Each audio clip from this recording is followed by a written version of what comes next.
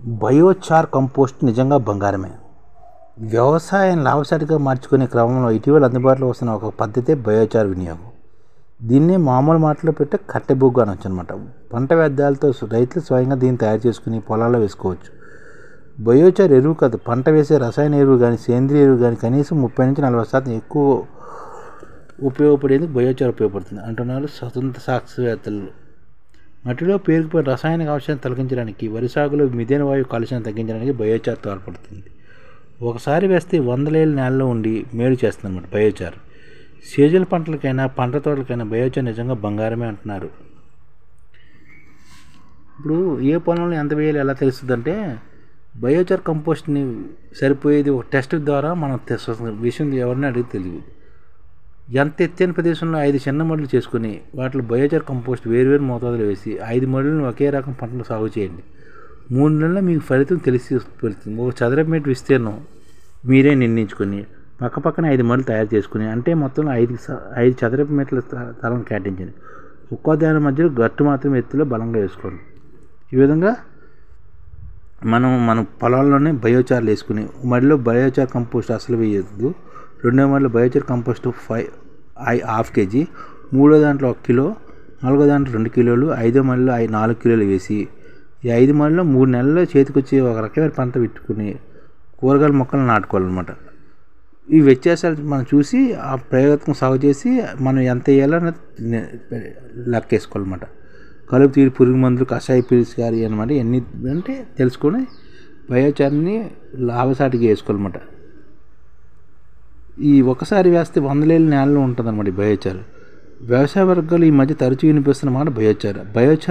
Bio అంటే జీవం, చార్ అంటే కోల్, అంటే బయోచార్ అంటే జీవం ఉన్న బొగ్గు అని చెప్పొచ్చు. భూసారానికి ముఖ్యమైనది సేంద్రీయ కార్బనం. ఇది మట్టిలో స్థిరంగా ఉండదు, అంటే ఇది అస్థిర కార్బన్ అనమాట, ఓలేటెడ్ కార్బన్. దీన్ని పెంపొందించుకోవడానికి ఫిక్స్డ్ కార్బన్ ఉపయోగపడుతుంది, అదే బయోచార్. బయోచార్ కోసం కట్టెను కాల్చడం వల్ల అడవుల పరిమాణం ముప్పు వస్తుందని చాలామంది అంటున్నారు. కానీ బయోచార్ తయారీకి పత్తి కట్టెలని, కంది కట్టెలని, వరి పొట్టు వంటి పంట వ్యర్థాలని వట్టిగా తగలబెట్టే బదులు వాటితో బయోచార్ తయారు చేసుకోవాలి.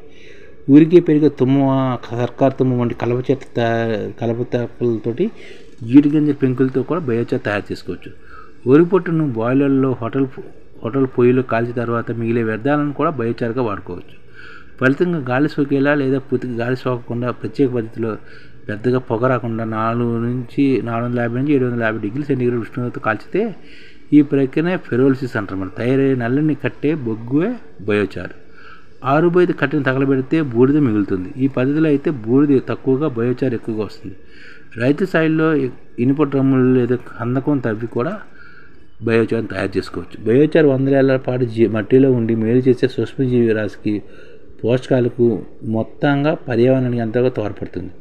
సాగునీటిలో విషాలను పరిహరిస్తుంది. దీంతో వ్యవసాయంలో కలిగే దీర్ఘకాల ప్రయోజనాలతో పోలిస్తే దీన్ని తయారు చేసే వెలువడి కొద్దిపాటి పొగ వల్ల నష్టం తక్కువే. బయోచార్ కంపోస్ట్ అంటే ఏంటి అని తెలుసుకుంటున్నారు. బయోచార్ అంటే పొడిగా ఉండే కట్టె బొగ్గు. దీన్ని నేరుగా పొలాల్లో వేయకూడదు. బయోచార్ కంపోస్ట్ తయారు చేసుకోవాలి.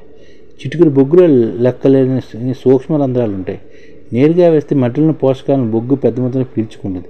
అందువల్ల వట్టి బయోచార్ మాత్రమే వేస్తే పంటలకు పోషకాలు అందవు. అందుకనే వట్టి బయోచార్ కాకుండా బయోచార్ కంపోస్ట్ తయారు చేసుకుని వేస్తే ఈ సమస్య ఉండదు అనమాట. బయోచార్ కంపోస్ట్ అంటే మాగిన పశువుల ఎరువు లేదా వర్మీ కంపోస్ట్ లేదా బయోగ్యాస్ స్లర్రీ లేదా జీవామృతం లేదా పంచగ వంటి ఏదైనా సేంద్రీయ ఘన వ్యర్థాలు ఒకదానితో ఒకటి బయోచార్లో సమపాలు కలిపి కుప్ప వేసి బెల్లం నీటిని చిలకరిస్తూ రోజు కలిగి తిప్పుతూ ఉంటే 15 రోజులు బయోచార్ కంపోస్ట్ సిద్ధమవుతుంది. అప్పుడు దీన్ని పొలంలో వేసుకుని సత్ఫలితాలు వస్తాయన్నమాట. మన పొలంలో మట్టి గుణాన్ని బట్టి తగిన మోతాదులు వేసుకోవడం ముఖ్యం. బయోచార్ 1-2 సీజన్లలో ఖర్చయిపోయే ఎరువు వంటిది కాదని రైతులు గుర్తించుకోవాలి. 100-1000 వరకు నేలలో స్థిరంగా ఉండి మేలు చేస్తుంది బయోచార్. అదే రసాయన వాడు అయితే రైతు బయోచార్ ఉపయోగపడుతుందని కూడా వస్తే బయోచార్ సేంద్రియ ఎరువు లేదా రసాయన ఎరువు వాడే రైతులకు కూడా వాడుకోవచ్చు. కట్టెబొగ్గులతో యూరియా, ఫాస్ఫేట్ వంటి వాటిని వేసుకోవచ్చు. ఒట్టిగా యూరియా వేస్తే 20-30% కన్నా పంటకు ఉపయోగపడుతుంది. అదే కారణంగా బయోచార్తో యూరియా కలిపి వేస్తే 30-40% వరకు పంటకు ఉపయోగపడుతుంది. బొగ్గులోని ఖాళీ గదులు ఉంటాయి కాబట్టి యూరియాని కూడా పట్టి ఉంచి ఎక్కువ రోజుల పాటు పంట మొక్కకు వేళ్ళకు నెమ్మదిగా అందిస్తుంది.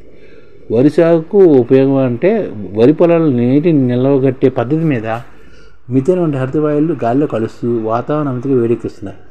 రసాయన ఎరువులు వాడే పొలాలు కాలుష్యకాయం ఎక్కువైంది. ఈ పొలాల్లో బయోచార్ వేస్తే అడుగుంటి మట్టిలో ఆక్సిజన్ లభ్యత పెరుగుతుంది.